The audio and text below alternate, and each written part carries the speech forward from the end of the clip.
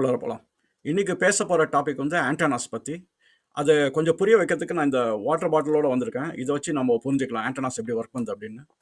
இந்த வீடியோ உங்களுக்கு புரியணும்னா நான் ஃபவுண்டேஷனல் வீடியோஸ் 2 போட்டிருக்கேன். அது வந்து ஒண்ணு வந்து வயர்லெஸ் கம்யூனிகேஷன் பத்தி, இன்னொன்னு வந்து 2.4 கிகாஹெர்ட்ஸ் அது எப்படி ஒர்க் பண்ணுது அப்படின்னு.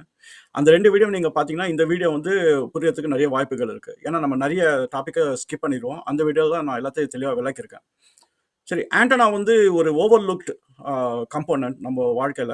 முன்னாடி அந்த டெக்னாலஜி எல்லாம் வளர்றதுக்கு முன்னாடி ஆண்டனாஸ் எல்லாம் விசிபிளாவே தெரியும். வீட்டு மொட்டை மாடியிலலாம் ஆண்டனா இருக்கும்.